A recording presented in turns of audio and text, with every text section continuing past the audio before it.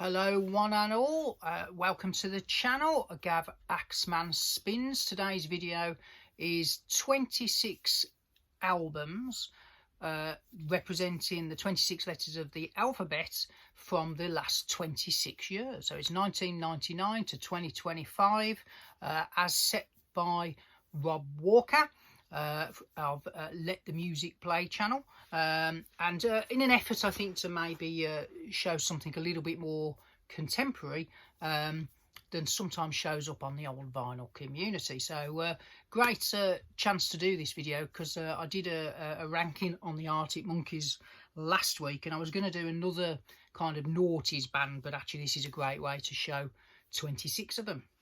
So as I say, 1999 to 2025 in A to Z, either by artist or album title. There's a cat. Hello, you want to say hi? There you go. So channel mascot who's just broken in so quietly I didn't even know she was there. Anyhow, so first one up will be the Arctic Monkeys. I'm just gonna try and eject this cat. Just bear with me one moment. And we're back in the room. So first one up under A. This is almost a double A, because not only is the band begin with A, the album begins with A. So no surprises, I'm going to start off with the wonderful Arctic Monkeys, just on the ranking video and spoilers. This may have come out at number 1. So this is their fifth album, is it? And I think they achieved kind of pop rock perfection on this album. So that would be my first of A. Brilliant album. That, if those who haven't heard it, I think it's sold by the barrel load, but brilliant album. I was listening to that in the car today, and what do I want to know? What a song. Yeah, so A for Arctic Monkeys. One of my all-time favourites for B, Black Rebel Motorcycle Club. I could have showed pretty much any of their albums, but their first album, which is this one, and their third album, Howl, are my particular favourites. So this was from 2001. Again, if you haven't heard this album, it's one of the great rock albums. Love Burns, the opening track, I think is superb. Rifles, Whatever Happened to My Rock and Roll Punk Song, Spread Your Love. It's just a brilliant album all round. So and has been reissued plenty of times now, so it is easier to get than it used to be, so well worth getting that one. So C. One again, it's interesting, a lot of these I'm showing at the moment all came around in that 2000 to 2010 kind of period, before things seemed to fall off a cliff. But one of the great UK bands from Liverpool, and not the Beatles, is The Coral. This is not quite the most recent, but it's not far off, and the wonderful double album called Coral Island. And this kind of shows everything I love about The Coral, because it's bonkers. Literally a double album with all kinds of mad stuff going on, but at the heart of it, it's just brilliant songwriting. I've seen them live a few times, and I saw them do an acousticy kind of show last year where they did a Q&A. So they did some songs from the debut album. Did a bit of Q&A, and their thoughts on the state of the modern music industry were really enlightening. And they're a little cottage industry now, but I'm glad they're still going, because they're a wonderful band, and their last album, superb, Sea of Mirrors, so well worth getting out. But this is a good one too, Coral Island, bonkers but brilliant, the wonderful Coral. Another band I'm glad to say now for D that are still with us, had a bit of a hiatus, and I've done a couple of albums in recent times, including a brand new one that came out I think last month, which is in my to clean pile, but I'll take you all the way back to their debut album and the wonderful dubs from Manchester, Lost Souls. This is one of the albums of that decade, absolute monster of an album. The bass on the Cedar Room, when I had that horrendously stupid car stereo with a massive bass bin in the boot, that was the song that would literally make the car kind of jump up and down. But it's a great album, this. So Catch the Sun, The Man Who Told Everything, Rise, Lost, it's just fab all the way through. And again, glad to say that was one that finally got a vinyl reissue in recent years. So brilliant band, dubs from Manchester, got a new album out as well, and are touring, so if you can catch them, well worth doing. And another band from Up North, and again came out around the the time of Doves, and I think there was a bit of connection between the bands in terms of helping each other out and stuff like that. But this band were the unluckiest band, but eventually kind of came through and hit big. I think Rob showed one of their albums, so I'm going to show the one that everyone probably owns, the Seldom Seen Kid, because it's just a brilliant album. I was with them from the first album, and they kind of looked like they were going to kind of peter out after the third album, but they came back with this, and it's a stunning album. And it does have that song, One Day Like This, which in the UK is played whenever the sun comes out, or there's a sporting event, or somebody manages to, you know, run up the road and not be out of breath. But despite its over-familiarity, it's a brilliant album, and I would urge people to check out some of the songs that maybe don't get played, things like Mirror Ball, The Loneliness of a Tarot Driver, and the last song, Friend of Ours, a lovely song, so well worth getting. So we're up to F now. Ooh, now, I saw these guys live, and this is one of those, and there'll be a few in this pile that are like that they kind of started with a bang and then never really went any further, and kind of did a bit of that, and then bit by bit have kind of faded off. So from Scotland, the debut album by Franz Ferdinand. So when this came out, again, I saw them live. It was a fabulous concert. They were really good, but they never really, I felt, followed this album up and never, to me, progressed that much. So I kind of lost interest in them somewhere along the line. But this is a brilliant album. Obviously, it has the wonderful Take Me Out, Darts of Pleasure. That used to get played a lot on, for those that remember it, MTV. Remember that, when they actually played music? I used to love that show, 120 minutes. But yeah, it's a good album. Michael on it, that's a good song. I had a friend called Michael, so we always used to sing that song out to him, as I'm sure he enjoyed that. But the Franz Ferdinands for the Fs. So E, F, so G. Check it, testing my alphabet. Now, I bought this one. This is the Goa Express with their debut album. This is a nice signed version, one of those dinked editions. And I have to confess, I bought this totally by accident, because the record store that I ordered the Corals Last But One album, the Coral released 2 albums on the same time. And I got a bit confused, and I ordered one Coral album and this, thinking this was the other Coral album. And then after I'd ordered it and paid for it, I realised I hadn't. So I could have cancelled the order, but I stuck with it. This isn't a bad album, actually. Again, I think these might be from Liverpool as well, but good little album. And it was a posh dink version, so it was quite cheap as well. So, but the Go Express for G's, H's, the Horrors. So this is a brilliant album. Again, they've just come out with a new album. So for those that don't know the Horrors, they chop and change. Started off a bit gothy, but on this one they went full on Cure. I mean, you look at the Cure, the cover, it looks like a Cure album, doesn't it? But if you haven't heard this, it's brilliant. This is like the best Cure album the Cure never made. It's superb. So well worth getting out. I think it's their second album, Primary Colours, on the XL label. Superb. H-I. Now, so this has a connection definitely to Elbow, and a chap called Johnny Bramwell of the band I Am Clute. This is the debut album, and I've seen these guys live. He did a little solo acoustic thing in like the bottom room somewhere in one of the big concert halls. It was table and chairs, little candles, and it was brilliant. And afterwards he did a meet and greet, signed all the stuff. Thoroughly nice guy. But this is a brilliant album. Don't quite know why they never got bigger. I think the name didn't do them any good, did it really? But if you ever watch things like Gavin and Stacey in the UK, which is omnipresent on the TV, a lot of their tunes crop up in like TV soundtracks quite a lot, particularly of that kind of era. So but brilliant band. I Am Clute, Johnny Bramwell. I think again he's another Mancunian. Right, K, and I've just realised my H-I-J. God, I'm getting very confused. So J. Now, this is a brilliant album. The album is called Just Backwards of Square, which is why it's in the J's. But the band is Low Gold, and this is a debut.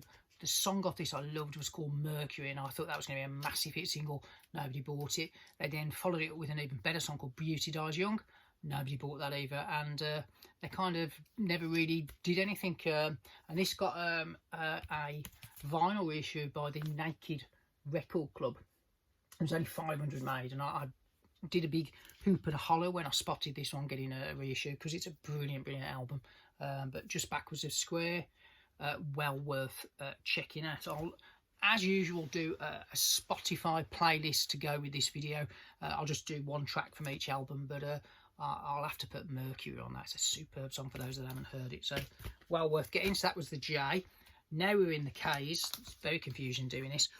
So remember when we used to have a music press and a weekly music press, they're always inventing weird kind of genres, weren't they? So we had the new wave of the new wave and all kinds of rubbish stuff, and then somewhere they came out with something called new rave, and this lot, the Klaxons, because they had a few glow sticks and they were slightly danceable, became like the new 2000s version of the old Prodigy ravey kind of jumping about in a field kind of stuff.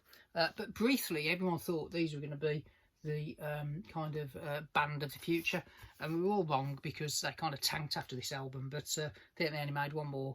Golden Scans, wasn't it, was the big song on this, and it also had the cover of the one going, "It's not over, it's not over, it's not over," which I now can't remember the title of, but not a bad album, but a little bit weird. But there you go.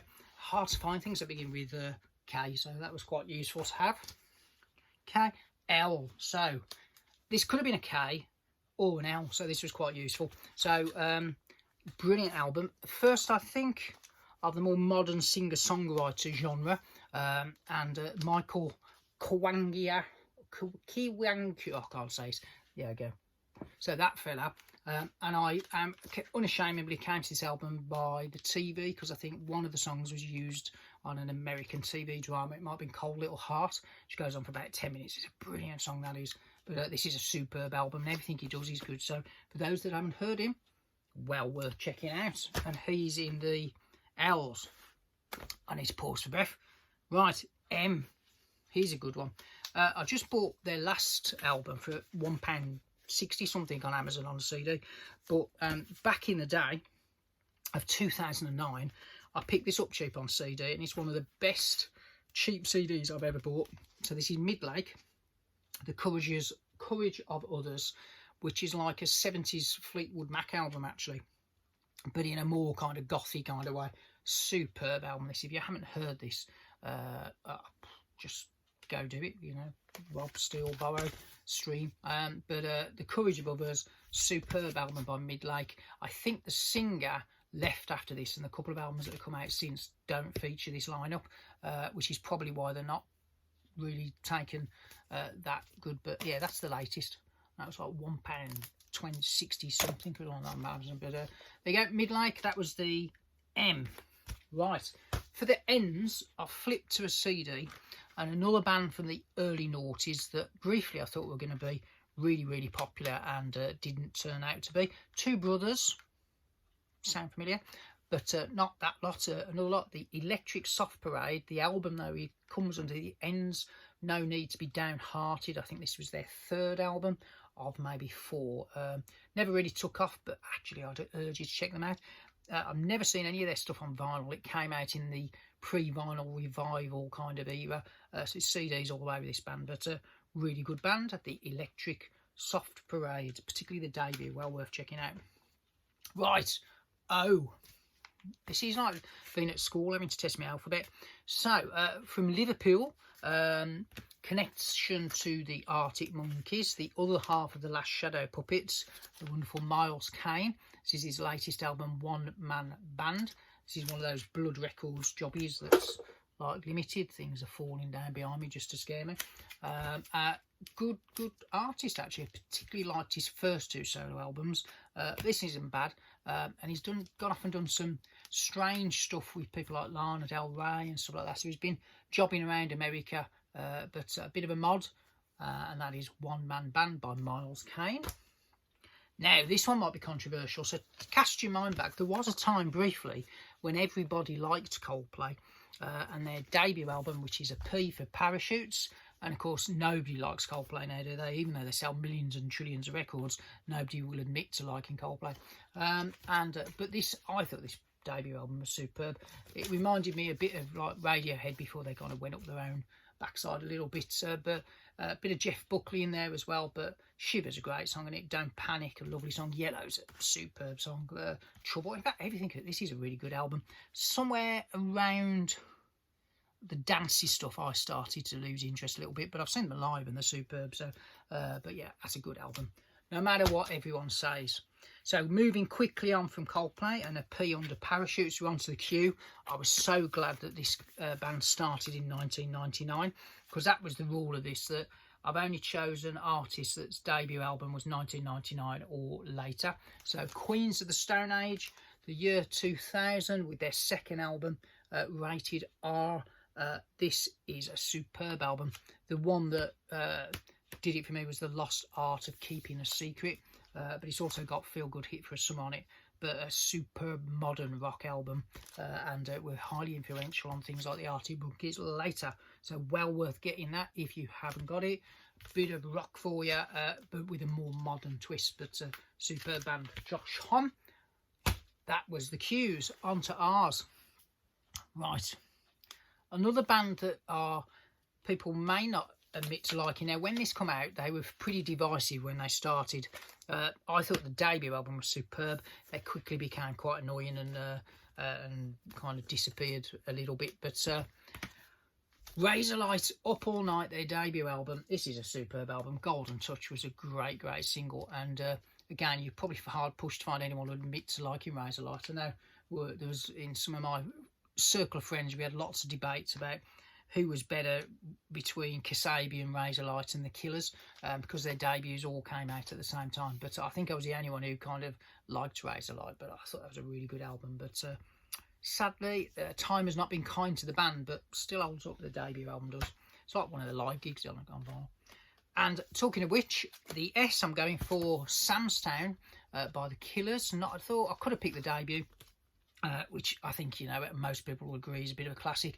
It's just its play to death, and if I ever hear Mr. Brightside again, I'm going to kind of shoot the radio. But the second album, Sam's Town, the song I loved was When You Were Young, great single, but good album. And I got to say, after this album, I found everything they did kind of diminishing returns, but the first two Killers albums, well worth getting. So that's the second one, and that was the S. T. Getting towards the end now. God, this is a tough challenge, isn't it? So, a wonderful, wonderful album. At the start of the century, I'm trying to think when this came out, can't remember, but it's in the 2000s. From New York, across the pond. Joy Division-esque. Interpol. Turn on the Bright Lights, and this is a brilliant, brilliant album. It's kind of the Joy Division album that never was, but really, really good. Think Michael Stipe in early REM fronting Joy Division. That's what it sounds like to me. But brilliant album, and well worth owning if you haven't already got it. And again, another band that we all thought would go on to be massive and never really did, which seems to be the case with a lot of them. Talking of which, my next one, which is a U, one of the great tragedies of British music is this lot allowed drugs to completely knacker them and became a sad parody of a mighty band. Their first album, first single, What a Waster. First album, the U for Up the Bracket. One of the classic indie British guitar albums, and it all went horribly wrong thereafter, didn't it? But this is a brilliant album. Doesn't have What a Waster on it, so you have to buy the best of to get that. But it does have things like the wonderful Time for Heroes. That's the one I was trying to remember. It's just a great album. I'll Get Along, Death on the Stairs, Boys in the Band, and Up the Bracket. So brilliant, brilliant first couple of singles, first album, and then went. So great tragedy that, because they potentially could have been a really good band, but they blew it, did they not? So V, and again, I was well happy that I found something that began with V, and I think the best female singer-songwriter of the last 20 years, without a doubt. Don't put her stuff against anyone, and I think one of the modern artists that is worthy of kind of the classics. I think she's a little bit like a female Morrissey. but a much more modern one. Inhabits her own world. Everyone's album is different, and she even managed to do a spoken word album of poetry with a bit of background tinkling. The wonderful Lana Del Rey, and Violet bends over backwards. Sorry, Violet bent backwards over the grass. Sorry, playing words there. Great album. Say no more before getting into trouble. So that was V. W, a band that everyone again thought were going to be massive, and their last album came out to Universal Apathy. Arcade Fire. What has happened to the Arcade Fire? Nobody seems to talk about them anymore. So this is the W for We. There you go, nice gatefold there. But Universal kind of apathy that now greets them. But for a time, we all thought they were going to be massive. So that was that one. X. So had to resort to CDs here. There aren't many bands that begin with X, but Rob showed the first album. I'm sure I'll show the second album by the XX. Coexist, doomy, guitar-y, gothy, good stuff. Say no more on that one. And XY is 2 to go. And talking of bands that people will probably cross the road if they saw them coming, I saw this one because I used to work with someone who insisted on singing a certain song from this because he named his daughter after the song, and I hated to tell him that everybody hated the song, but the Angry Mob are going to be coming here, so it's yours truly, Angry Mob. So that's the Y. The Kaiser Chiefs, who I think some people absolutely love. I quite enjoyed the first album, but it was a massive Blur rip-off, and they copy kind of the bits of the Blur that Blur had nicked from the Kinks, so it was like third generation rip-offs. This album's all right. I do actually quite like the title track, The Angry Mob,